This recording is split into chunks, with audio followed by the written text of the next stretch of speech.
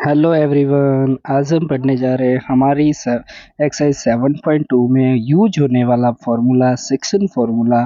तो चलिए आज हम सेक्शन फार्मूले का डेरिवेशन देखेंगे। तो देखिए, जो हमारा सेक्शन फार्मूला है उस सेक्शन फार्मूले का डेरिवेशन, तो चलिए हम उसका डेरिवेशन देखते हैं। अब देखिए उसका डेरिवेशन क्या है कि यानी जो फार्मूला है, हम सेक्शन जो फार्मूला यूज़ करेंगे वो किस तरीके से डिराइव किया गया है वो हम लोगों को समझना है। तो जैसे ये आपका कार्टेशियन प्लेन है, इस कार्टेशियन प्लेन के अंदर जैसे मैंने एक पॉइंट लिया ए, जिसके कोऑर्डिनेट जो है ये पॉइंट ए ले लिया, इसके कोऑर्डिनेट लेट सपोज जैसे x1 y1 है। दूसरा पॉइंट है हमारा बी, जिसके कोऑर्डिनेट हम ले लेते हैं x2 y2। इन दोनों पॉइंट को ज्वाइन करने वाला ये जो लाइन सेगमेंट है, इस वाले लाइन सेगमेंट को कोई अनोदर पॉइंट P, जिसके कोऑर्डिनेट सपोज कर लेते x, y, ये वाला पॉइंट P अगर हमारे इस लाइन सेगमेंट को डिवाइड करे, तो इस डिवाइड करने वाले पॉइंट P के अगर हमको कोऑर्डिनेट को फाइंड करना हो तो उसके लिए एक फार्मूला यूज करते हैं जिसको हम बोलते हैं सेक्शन फार्मूला। तो वो सेक्शन फार्मूला किस तरीके से डिराइव किया गया है उसका डेरिवेशन हमको आज पढ़ना है। तो चलिए, ये पॉइंट P इसको डिवाइड कर रहा है, तो डिवाइड करने से जो इसके पार्ट बन रहे हैं ये वाला और एक ये वाला, इसको जो है इस वाले AP जो हमारा पार्ट बन रहा है इसको मैं M1 बोल देता हूँ, और जो मेरा PB पार्ट है इसको मैं M2 बोल देता हूँ। अब मुझे इस पॉइंट P, जो ये हमारे लाइन सेगमेंट AB को डिवाइड कर रहा है, इस पॉइंट P की अगर कोऑर्डिनेट को फाइंड करना है तो उसके लिए जो फॉर्मूला यूज़ करते हैं वो किस तरीके से डिराइव हुआ है, चलिए हम उसको देखते हैं। इसके लिए मैं क्या करूँगा, पॉइंट ए से मैं इस जो हमारा एक्स एक्सिस है इसके ऊपर एक परपेंडिकुलर ड्रॉ करूँगा। सेम इसी तरीके से मैं पॉइंट पी से भी इसके ऊपर एक परपेंडिकुलर ड्रॉ करूँगा, और पॉइंट बी से भी मैं यहाँ पर कंस्ट्रक्शन से मैं एक परपेंडिकुलर ड्रॉ करूँगा। फिर मैं क्या करूँगा, पॉइंट ए से ये जो एक्स एक्सिस है इसके पैरेलल में एक लाइन ड्रॉ कर लेता हूँ। इसी तरीके से मैं पॉइंट पी से भी एक्स एक्सिस के पैरेलल एक लाइन ड्रॉ कर देता हूँ। जब मैं ऐसा करता हूँ तो आप भी देख सकते हैं यहाँ दो ट्राइंगल बन रहे हैं, एक आपका ये वाला और एक ये वाला। ये जो दो ट्राइंगल बन रहे हैं, इन दोनों ट्राइंगल के अंदर देखो हमने यहाँ से परपेंडिकुलर ड्रॉ किया, ये परपेंडिकुलर ड्रॉ किया, और ये हमने एक्सिस के पैरेलल जब लाइन ड्रॉ करी तो यहाँ पर बनने वाला जो एंगल होगा वो 90 डिग्री होगा। सेम इसी तरीके से यहाँ पर भी ये वाला एंगल कितना डिग्री होगा, 90 डिग्री होगा। तो चलिए अभी हम क्या करते हैं, यहाँ जो दो ट्राइंगल आपको शो हो रहे हैं मैं सिर्फ इन दो ट्राइंगल को रखता हूँ, बाकी को इरेज कर देता हूँ। ठीक है, तो अब देखिए इसके अंदर फिर उसके उसके बाद में हमने क्या करा कि हमने ये वाली लाइन एक्स एक्सिस के पैरेलल ड्रॉ करी, और ये वाली लाइन भी एक्स एक्सिस के पैरेलल ड्रॉ करी। तो जब ये लाइन भी एक्स एक्सिस के पैरेलल, ये लाइन भी एक्स एक्सिस के पैरेलल, तो ये दोनों लाइनें भी आपस में क्या होगी, पैरेलल होगी। तो इन दोनों पैरेलल लाइन को ये थर्ड लाइन इंटरसेक्ट कर रही है, तो इसके अंदर हमारा ये वाला और ये वाला एंगल इक्वल होगा, जिनको हम कॉरस्पॉन्डिंग एंगल बोलते हैं। यानी जब दो पैरेलल लाइन को थर्ड लाइन इंटरसेक्ट करती है तो उसके अंदर ये वाला और ये वाला एंगल हमेशा इक्वल होता है, इनको हम कॉरस्पॉन्डिंग एंगल बोलते हैं। तो यहाँ पर ये और ये कॉरस्पॉन्डिंग एंगल है। फिर ये एंगल 90 और इस ट्राइंगल का ये वाला एंगल भी कितना डिग्री का है, 90 डिग्री का है।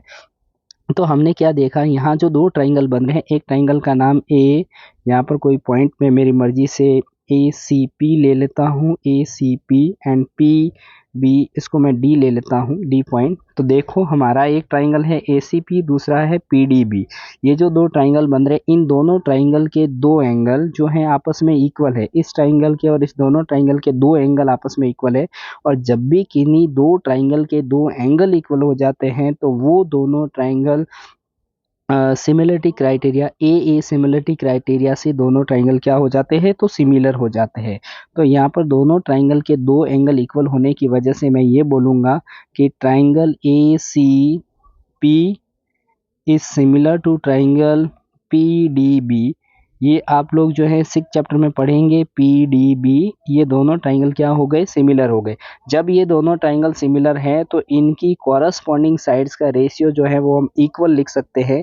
तो जब ये दोनों ट्राइंगल सिमिलर हुए हैं तो हम इनकी कॉरस्पॉन्डिंग साइड्स का रेशियो इक्वल लिखेंगे। इसकी कॉरस्पॉन्डिंग साइड, इसकी जैसे मैंने AC साइड को लिया तो इसकी मैं PD साइड लूँगा, का रेशियो इज इक्वल टू, इसकी अगर मैं CP साइड लूँ तो इसकी DB साइड का रेशियो, CP और DB साइड का रेशियो इज इक्वल टू, अगर मैं इसकी AP साइड लूँ तो इसकी PB साइड का रेशियो, यानी इनकी कॉरस्पॉन्डिंग साइड्स का रेशियो क्या होता है, इक्वल होता है। अब मैं क्या करूँगा, इन A C, P D, C P, D B, A P, B P, इन सब की वैल्यूज़ को फाइंड करूँगा, मीन्स इनकी लेंथ को फाइंड करूँगा। सबसे पहले मुझे ए सी को फाइंड करना है, तो लीजिए हमारी ए सी क्या होगी, मेरे को ए सी को फाइंड करना है, इस ए सी की लेंथ को फाइंड करना है। तो देखो ए पॉइंट और जो सी पॉइंट है, ये दोनों जो है ए की लाइन में, इसका मतलब पॉइंट ए की जो ए के अंदर जो एक्स की वैल्यू है वो एक्स की वैल्यू नहीं, सॉरी, यहाँ पर जो x की वैल्यू है, जैसे यहाँ पर जो x की वैल्यू है वो अलग है। यहाँ पर हमने x की वैल्यू को लिया है, यहाँ पर पॉइंट ए के अंदर x की वैल्यू x1 है, और यहाँ c पॉइंट पर, यानी जो p पॉइंट पर जो x की वैल्यू होगी वो सेम c पॉइंट पर होगी, क्योंकि ये एक लाइन पे है। p भी x की वैल्यू वही बताएगा और c भी x की वैल्यू भी वही बताएगा। इसका मतलब p के अंदर जो x की वैल्यू वो c के अंदर होगी, तो p में x की वैल्यू x है, तो यहाँ पर भी x की वैल्यू क्या होगी, x होगी। ठीक है, तो अब देखना मुझे AC को फाइंड करना है, तो A पर x की वैल्यू x1 है और C पर x की वैल्यू x है, तो AC को फाइंड करना है। तो हम क्या करेंगे, इस यहाँ पर x की वैल्यू में से इस x की वैल्यू को माइनस करेंगे, तो यहाँ पर AC इज इक्वल टू बनेगा x माइनस का x1। हम इस x में से जब x1 को माइनस करेंगे तो हमें इस AC की लेंथ मिल जाएगी। ऐसे ही ध्यान से देखना, अगर मुझे PD को फाइंड करना है, तो PD को फाइंड करना है, तो देखिए P पॉइंट पर x की वैल्यू x है और D पॉइंट पर x की क्या वैल्यू होगी, तो B पर अगर x की वैल्यू x2 है तो D पर भी x की वैल्यू x2 ही होगी, क्योंकि दोनों जो है x2 x की वैल्यू, B भी x की वैल्यू वही बताएगा और D भी x की वैल्यू वही बताएगा। तो B पर x की वैल्यू x2 है तो D पर भी x की वैल्यू x2 ही होगी, तो PD हो जाएगा x2 माइनस x। तो PD इज इक्वल टू हो जाएगा x2 माइनस x। अब इसी तरीके से मुझे PC को फाइंड करना है। जब मुझे PC को फाइंड करना है तो मैं PC को कैसे फाइंड करूंगा, इस P पॉइंट पर। अब PC को फाइंड करने के लिए हम Y का यूज़ करेंगे, क्योंकि PC जो है वो Y से फाइंड होगा, क्योंकि आप देख सकते हैं PC is parallel to Y axis. तो PC को फाइंड करने के लिए हम Y की वैल्यू से PC को फाइंड करेंगे। तो P पॉइंट पर हमारा जो Y है वो Y है, Y की वैल्यू Y है, और C पॉइंट पर Y की वैल्यू क्या होगी, तो देखो ए पॉइंट y की वैल्यू y1 बता रहा, तो सी पॉइंट भी y की वैल्यू क्या बताएगा, y1 बताएगा, क्योंकि इस वाली लाइन पर y की वैल्यू सेम रहेगी। तो y1 आप देख सकते हैं, ए पॉइंट अगर y की वैल्यू y1 बता रहा तो सी पॉइंट भी y1 ही बताएगा, क्योंकि यहाँ y1 लिखा हुआ है। तो अब देखो यहाँ जो है y की वैल्यू y1 है, तो अब देखना मुझे PC फाइंड करना है, तो क्या बनेगा, y माइनस y1। तो P इज इक्वल टू होगा y माइनस y1। ऐसे ही अगर मुझे BD को फाइंड करना, तो BD को फाइंड करना, तो BD की वैल्यू भी y बताएगा। तो B पर y की वैल्यू y2 और D पर y की वैल्यू क्या होगी, तो जो P पर होगी वो D पर होगी। P पर y है तो यहाँ पर भी y होगी। तो यहाँ पर जो DB है इज इक्वल टू होगा y2 माइनस y। ठीक है, इस तरीके से हमने फाइंड कर लिया। फिर AP तो सीधा m1 है और PB हमारा कितना है, m2 है। ठीक है, तो अब इन वैल्यूज़ को इसके अंदर पुट करते हैं। सबसे पहले हमारा है, यहाँ पर मैं लिख रहा हूँ AC मेरा आ गया x minus x1 upon PD मेरा आया x2 minus x is equal to CP मेरा PC वही y minus y1 upon DB मेरा y2 minus y is equal to AP मेरा m1 है अपॉन PB मेरा m2 है। अब यहाँ पर तीन रेशियो इक्वल आ रहे हैं, तीन फ्रैक्शन इक्वल में है, तो तीनों जब तीन फ्रैक्शंस इक्वल में आ रही है, यहाँ पे दो इक्वल के साइन यूज हो रहे हैं, तो दो इक्वल को लेकर तो हम इसको सॉल्व कर नहीं सकते, इसलिए यहाँ जो तीन फ्रैक्शंस इक्वल में आ रही, इनमें से हम कोई दो फ्रैक्शन इक्वल लेकर के हम इसको सॉल्व करेंगे। तो पहले मैं क्या कर रहा हूँ, इस वाली फ्रैक्शन और इस वाली फ्रैक्शन को इक्वल लेकर के सॉल्व कर रहा हूँ, क्योंकि तीनों फ्रैक्शंस आपस में इक्वल है। हम किन्हीं दो फ्रैक्शंस को इक्वल लेकर के हम इसको सॉल्व करेंगे। तो चलिए मैं यहाँ पर क्या करता हूँ, मैं इस वाली और इस वाली फ्रैक्शन को इक्वल लेकर के इसको सॉल्व कर रहा हूँ। x minus x1 upon x2 minus x is equal to m1 upon m2। ठीक है, अब हम दो फ्रैक्शंस के बीच में क्या देख रहे हैं, इक्वल का साइन है, तो हम इसको सॉल्व करने के लिए क्रॉस मल्टीप्लाई करेंगे। m2 का मल्टीप्लाई x से करेंगे तो m2x, m2 का मल्टीप्लाई x1 से करेंगे तो m2x1। फिर इसी तरीके से इस m1 का मल्टीप्लाई इससे होगा, तो m1 का मल्टीप्लाई पहले x2 से होगा तो m1x2, m1 का मल्टीप्लाई x से होगा तो m1x। अब मैं क्या देख रहा हूँ, इसमें भी x है और इसमें भी x है, तो हम क्या कर लेते हैं, इस x वाले को एक साइड कर लेते हैं। पहले मैं इस m1x को इधर लाओ तो m1x प्लस का हो जाएगा। फिर ये m2x प्लस में है, इसके पीछे लिख लेता हूँ m2x। फिर ये मैं क्या कर रहा हूँ, मैं क्या देख रहा हूँ, इसमें x1 है तो मैं क्या कर लेता हूँ, इसको उधर ट्रांसफर कर लेता हूँ। तो उधर m1x2 है, ये उधर गया तो m2x1 होगा। इसको तो इधर भेजा और इसको उधर भेजा है। अब देखो मैं क्या देख रहा हूँ, इन दोनों में x है, इसके पास भी x है, इसके पास भी x है। तो x को अगर हम कॉमन ले तो यहाँ से बचेगा m1 और यहाँ से बचेगा m2 इज इक्वल्स टू, ये जो है वो एज इट इज लिख रहा हूँ m1x2 फिर प्लस m2x1। अब देखो x की वैल्यू को अगर मेरे को फाइंड करना है, क्योंकि मेरे को p पॉइंट के कोऑर्डिनेट को फाइंड करना, p पॉइंट के कोऑर्डिनेट x को y थे, मींस x की वैल्यू को फाइंड करना है। तो x की वैल्यू को फाइंड करने के लिए इस मल्टीप्लाई वाले को कहाँ ट्रांसफर करेंगे, डिवाइड में। तो x इज इक्वल्स टू बनेगा m1x2 plus m2x1 upon m1 plus m2। तो x की वैल्यू को फाइंड करने के लिए फॉर्मूला बन गया। अब मुझे क्या करना है, मैंने इन दोनों को लेके सॉल्व किया। अब मैं क्या करूंगा, इसको और इसको इक्वल लेके सॉल्व करूंगा, इन दोनों को। तो अभी मैं इन दोनों को इक्वल लेके सॉल्व कर लेता हूँ। y minus y1 upon y2 minus y is equals to m1 upon m2। अब वही दो फ्रैक्शन के बीच इक्वल का साइन है, तो इसको सॉल्व करने के लिए भी हम क्रॉस मल्टीप्लाई करेंगे। m2 का मल्टीप्लाई पहले y से हुआ तो y m2 या m2y, m2 का मल्टीप्लाई y1 से हुआ तो m2y1 is equal to m1 का मल्टीप्लाई y2 से हुआ तो m1y2, m1 का मल्टीप्लाई y से हुआ तो माइनस m1y।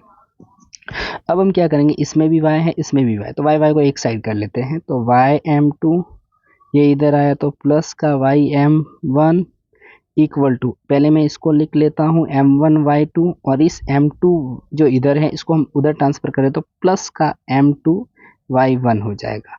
अब देखो इन दोनों में y है तो y को कॉमन ले तो यहाँ से m2 प्लस m1 बचेगा, लेकिन मैं m1 को पहले लिख रहा हूँ फिर m2 को बाद में, इससे कोई फर्क नहीं पड़ता। Is equals to m1y2 plus m1y1। y की वैल्यू को, क्योंकि मेरे को p पॉइंट के कोऑर्डिनेट को फाइंड करना, p पॉइंट के कोऑर्डिनेट x, y है, मींस x की वैल्यू को फाइंड करने के लिए फॉर्मूला बन गया। अब y की वैल्यू को फाइंड करने के लिए मैं क्या करूंगा, जो मल्टीप्लाई में उसको कहाँ ट्रांसफर करेंगे, डिवाइड में। तो y इज इक्वल टू होगा m1y2 प्लस m1y1, m1y2 यहाँ पर m2 है, m2y1 upon m1 plus m2। ये y की वैल्यू को फाइंड करने के लिए फॉर्मूला बन गया, ये y की वैल्यू को फाइंड करने के लिए फॉर्मूला बन गया। ठीक है, तो अब इस तरीके से हमने x और y की वैल्यू को फाइंड करने के लिए फॉर्मूला डिराइव कर लिया। तो इस तरीके से जो हमने x और y की वैल्यू को फाइंड करने के लिए जो फाइनल फॉर्मूला बना है वो किस तरीके से होगा, देखिए।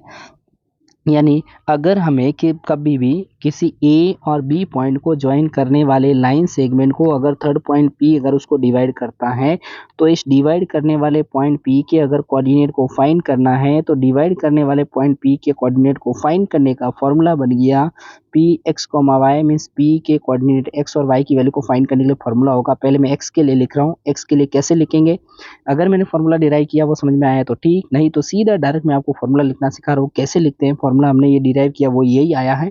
पहले m1 लिखा तो इसके साथ x2 लिखेंगे, फिर प्लस जब आप m2 लिखेंगे तो इसके साथ x1 लिखेंगे, अपॉन में आपको m1 प्लस m2।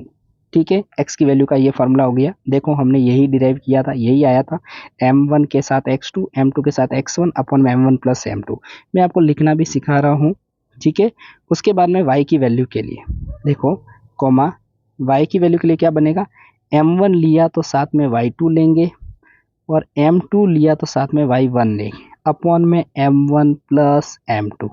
ये देख लीजिए हमने y की वैल्यू के लिए भी यही सेम अपने फॉर्मूला अपने डिराइव किया है। तो सीधा p डिवाइड करने वाले पॉइंट p के कोऑर्डिनेट x, y को फाइंड करने का फॉर्मूला ये बन गया। किस तरीके से लिखना है एक बार वापस समझ लीजिए। m1 लिखा तो उसके साथ x2 लिखोगे, m2 लिखा तो उसके साथ x1 लिखोगे, अपॉन में m1 प्लस m2। y की वैल्यू के लिए भी सेम, m1 लिखा तो y2 आएगा, m2 लिखा तो साथ में y1 आएगा, अपॉन में m1 प्लस m2। तो आप देख लीजिए बहुत इजी फॉर्मूला है। ये फॉर्मूला हम किसके लिए यूज़ करते हैं, जब भी दो पॉइंट को ज्वाइन करने वाले लाइन सेगमेंट को कोई पॉइंट p डिवाइड करता है तो उस पॉइंट डिवाइड करने वाले पॉइंट के कोऑर्डिनेट को फाइंड करने के लिए फॉर्मूला यूज़ करते हैं, जिसको हम सेक्शन फॉर्मूला बोलते हैं। तो ये सेक्शन फॉर्मूला का डेरिवेशन हो गया, अच्छे से आपको समझ में आ गया होगा, नहीं तो एक बार वापस वीडियो को देखकर आप लोग समझ ले। ठीक है, थैंक यू।